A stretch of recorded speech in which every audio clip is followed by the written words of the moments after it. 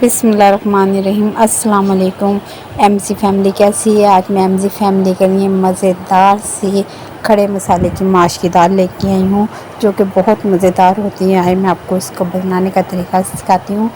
सबसे पहले मेरे पास ये हाफ़ kg माश की दाल है। इसे मैंने 2 से ढाई घंटे भिगो के अच्छे से धो के साफ़ कर लिया था। अब मैंने इसे पतीली में डालकर नमक डाला है, 4 चमचे मैंने लहसुन अदरक के डाले हैं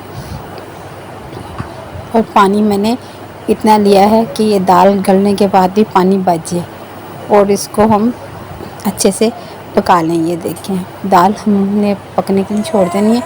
ये दाल के ऊपर जैसे ये जो झाग आ गए हैं, इनको सबको हमने उतार देना है। इसके उतारने से ये होता है कि जो दाल के अंदर केमिकल वगैरह जो होते हैं उसके असरात ख़त्म हो जाते हैं। ये दाल जितना भी झाग है हमने आहिस्ता से सारे उतार देने और दाल हमारी इस पानी में मुकम्मल गल जाएगी।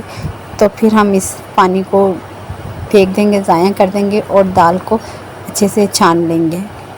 इससे ये मकसद होता है कि ये दाल अक्सर खाने के बाद बदहज़मी या पेट में दर्द हो जाता है।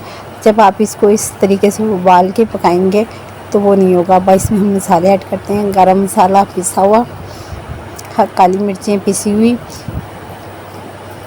कुटी हुई मिर्चें 2 बड़े खाने के चमचे, अदरक बारीक कटा हुआ। इन सब की हमने एक एक करके तय लगा दी है। भगार हमारे पास है 1 अदद प्याज, 8 से 10 अदद मेरे पास कड़ी पत्ता के पत्ते हैं और ये ज़ीरा बड़ा खाने का चमचा है। कुकिंग ऑयल है मेरे पास। अब हम इसको भगार के लिए तैयार करेंगे।